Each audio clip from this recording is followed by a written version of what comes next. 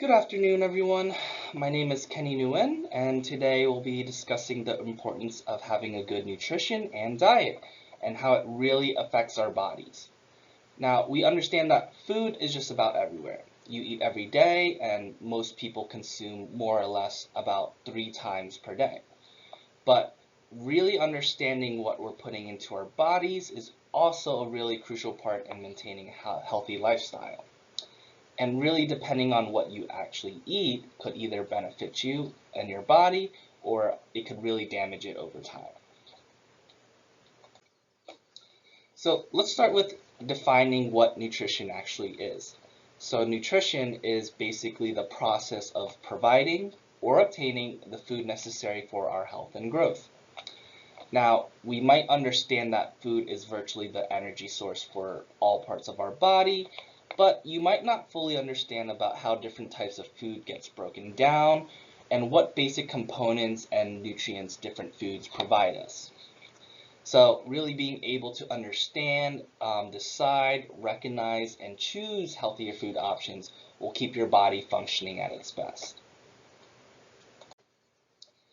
Now, believe it or not, most Americans actually don't follow a healthy dietary pattern. Shocker. But you may have heard about the obesity epidemic and how rates have more than doubled since 1990. A lot of factors may contribute to the statistic, including people's level of physical activity, their genetics, certain medical conditions that they may have, even some of the medications that they're taking. But a major factor is also their diet and their access to healthy foods. Overall, the average diet quality has only slightly improved over the past 10 years, but the average American still scores pretty low with the average score of a 59 on the healthy eating index. This kind of shows us that people still have a lot of room to improve on in this area. So, what are the actual benefits of having a proper nutrition? So the data shows having a good diet contributes to a lot of macro level factors. Things like promoting strong bones, improving your gut health, maintaining your body weight, and also preventing a lot of chronic diseases. In addition, a lot of eating healthy also prevents a lot of micro level factors. Some bad things like preventing your blood sugar from getting too high, preventing fatty deposits from forming in your blood vessels, and a lot more. And on the other hand, it also shows that good nutrition helps to maintain cognition and brain health. So really, eating healthy can actually make a person feel better and more energetic over the day rather than nauseous and sluggish from eating unhealthy and fatty foods. So all in all, your body actually craves a good balance of vitamins and nutrients, and any of these imbalances may cause serious problems down the road. Now speaking of imbalances, bad dietary patterns include eating more of your, red and processed meats, your sugary food and beverages with added sugar, your donuts, candy, refined grains, which are also highly processed. And every day people are really being enticed by the appeal, the marketing, the convenience, and the tastiness of fast food.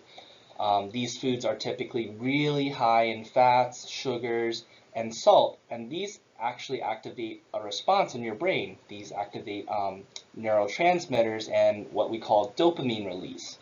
This creates things like cravings and overconsumption over time.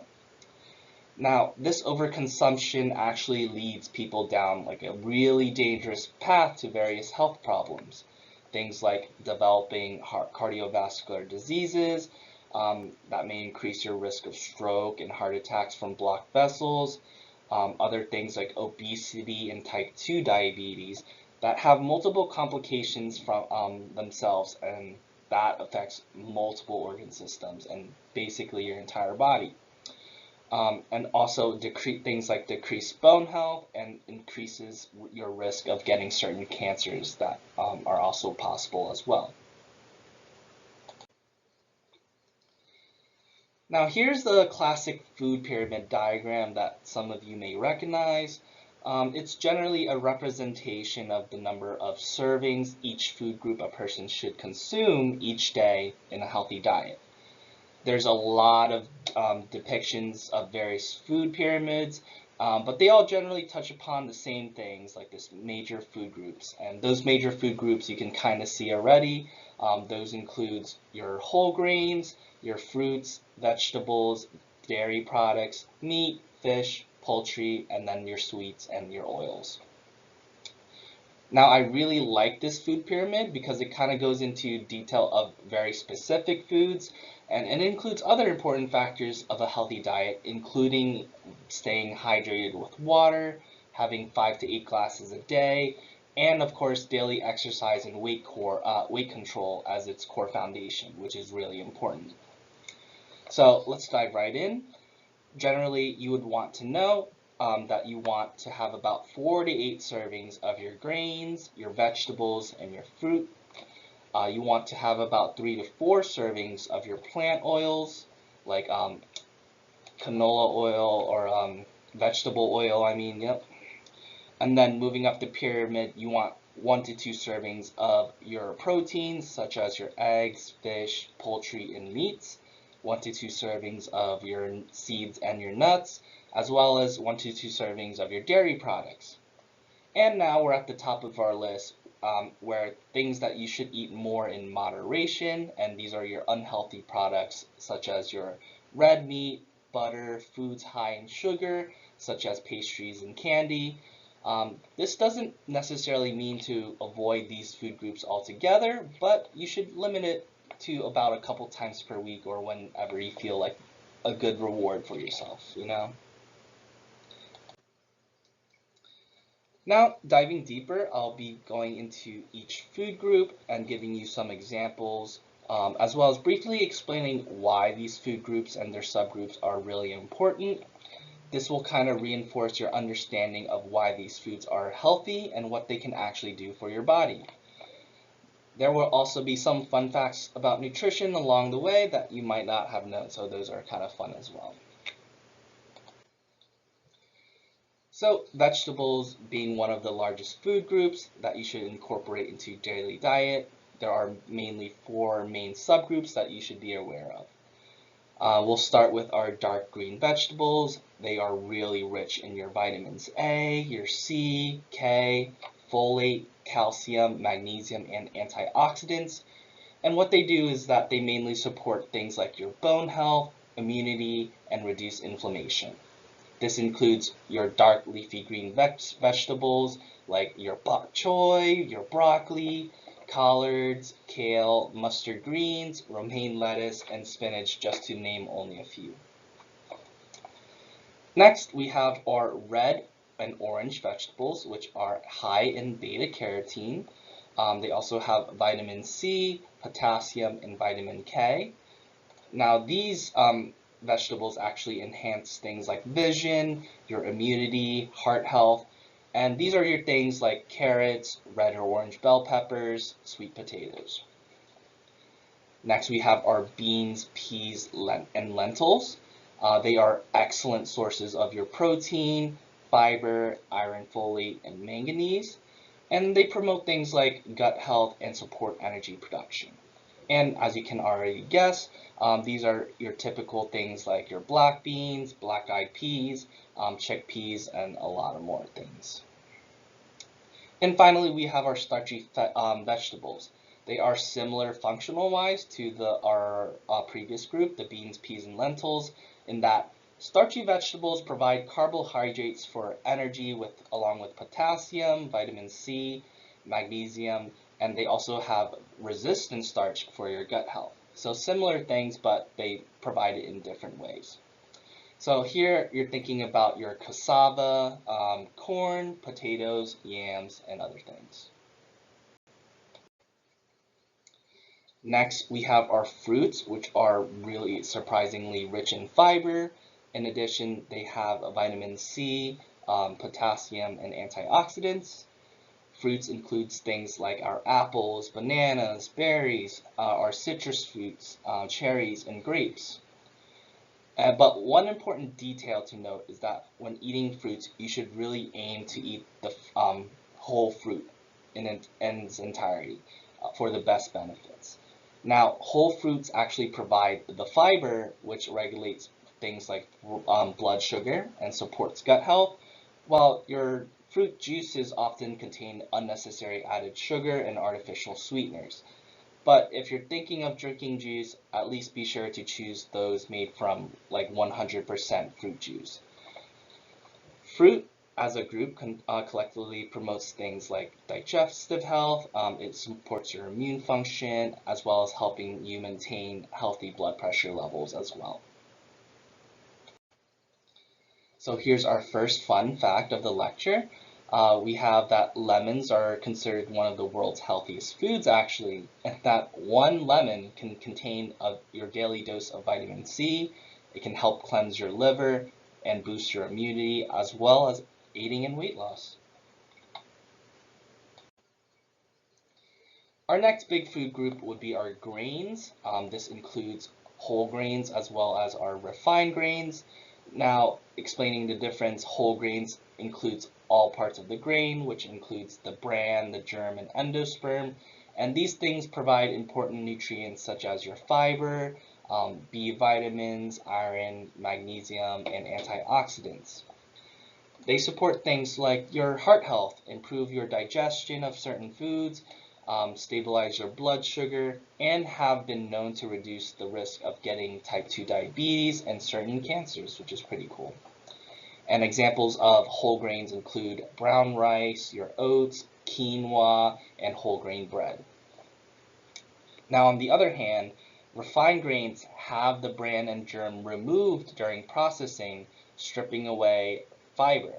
Therefore, it's really important to understand you should have at least half your grain consumption of the day consisting of whole grains for that added nutrient value. And your fine grains include examples like white rice, your white bread, and pasta.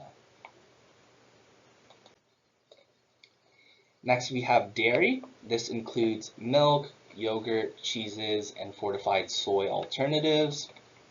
They provide vital nutrients such as your calcium, your potassium, vitamin D, protein, phosphorus, vitamins A and B12.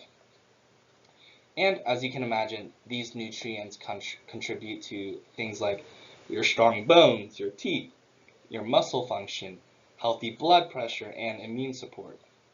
And guidelines actually recommend servings of low-fat or fat-free dairy daily for your nutritional needs, but also to reduce the risk of diseases such as osteoporosis and type 2 diabetes as well.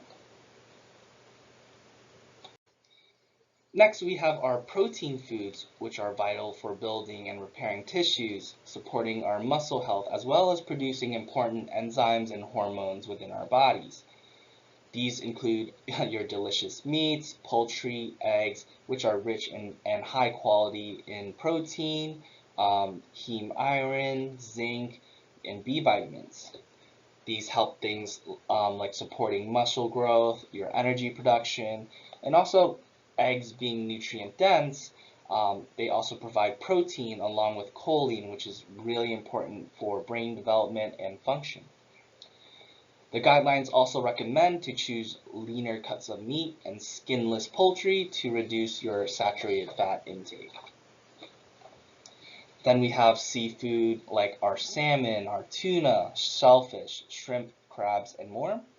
And they are really excellent sources of omega-3 fatty acids, which supports our heart health by lowering blood pressure and our triglycerides. These also support brain function as well. They also provide high-quality protein, iodine, selenium, and vitamin D. And guidelines also encourage eating seafood about 2 times per week to really gain these health benefits. Finally, we have our nuts, seeds, and soy products, which includes things like almonds, walnuts, sunflower seeds, tofu, soy milk, and more. And these are really rich in your plant-based proteins, understandably, healthy unsaturated fats, fiber, magnesium, and vitamin E. Now, these really help with reducing inflammation, improving our heart health by lowering LDL, or also known as our bad cholesterol levels, and as well as supporting our digestive health as well.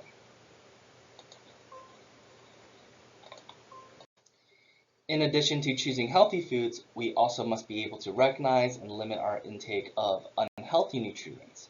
So things we want to limit are things like added sugars, and we want less than about 10% of our daily calories in added sugars. Excessive intake of these sugars can and are linked to obesity, type 2 diabetes, and heart diseases. And the same can be said with saturated fats, with that 10%, less than 10% calories per day. We want to replace our saturated fats, which are found in things like your butter, fatty meats, and whole milk, with more of our unsaturated fats, things that we find in our vegetable oils and nuts, to really improve things like our heart health and prevent fatty plaque buildup in our vessels. Next is sodium. We want to limit our sodium intake. It's a really big factor. We want to limit our sodium to less than about 2,300 milligrams per day, with salt being a flavor enhancer and added to all types of delicious food. I can imagine it being a really big challenge to limit something that makes your food taste really good. But studies do show that high sodium consumption is actually linked with increased blood pressure and risk of cardiovascular disease. And finally, we want to think about limiting our alcohol intake. For men, we want to limit our alcohol to 2 drinks or less per day, and about 1 drink or less per day for our women.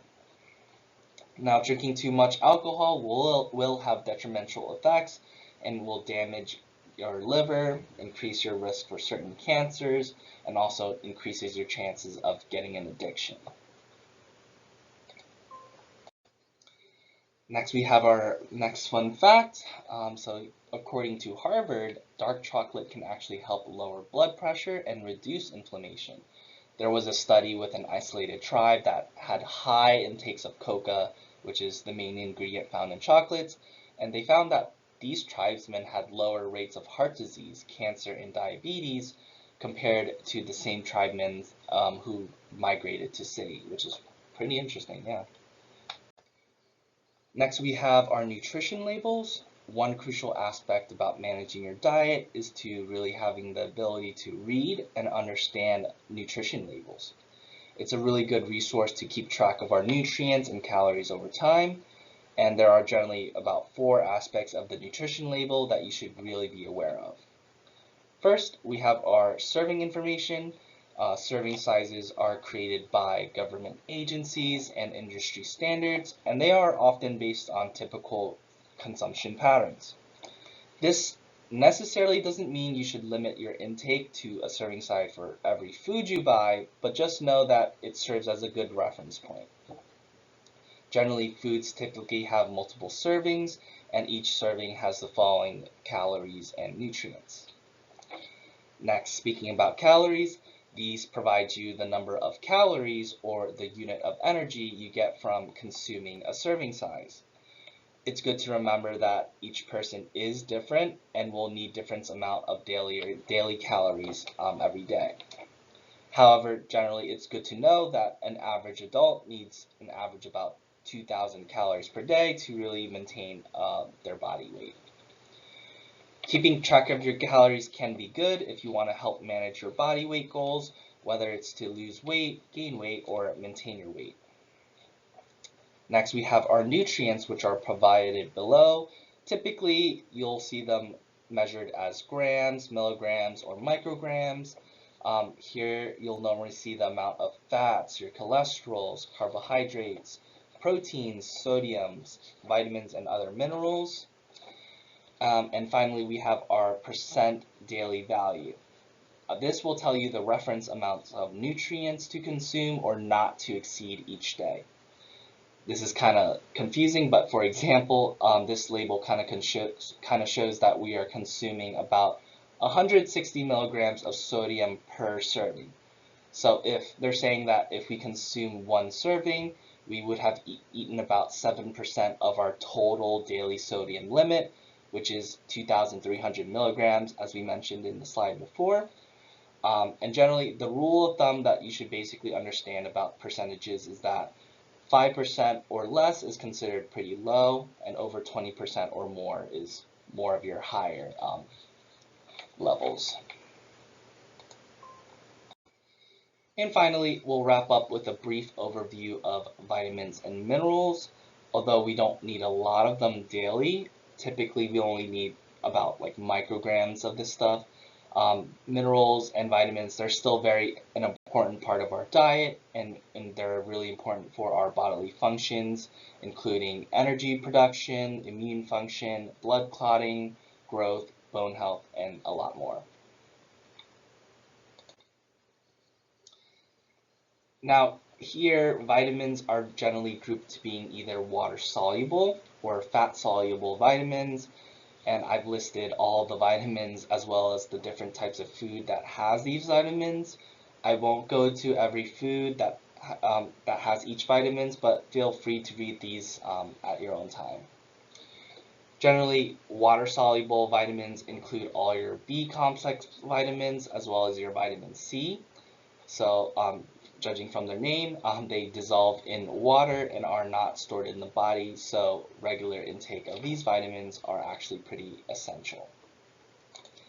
They support things like energy metabolism, red blood cell formation, immune function, and nervous system health. And you would find these typically in your fruits, your vegetables, whole grains, and fortified foods. Next, we have our fat-soluble vitamins, which includes vitamins A, D, E, and K.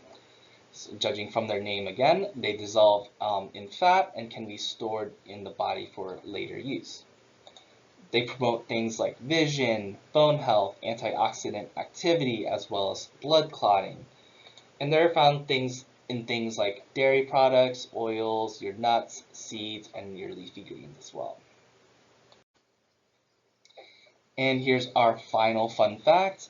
Vitamins, especially water-soluble vitamins, can be lost from foods when exposed to heat, light, and or air. And cooking foods, especially if they're chopped up and cooked for a long time in large amounts of water, can actually reduce their vitamin content. Next, we have our major minerals, which are required in larger amounts and play key roles in maintaining our body structure and function.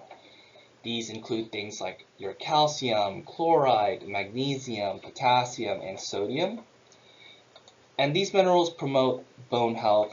They regulate fluid balance, help maintain your muscles, your nerve function, and can also help you aid in digestion as well.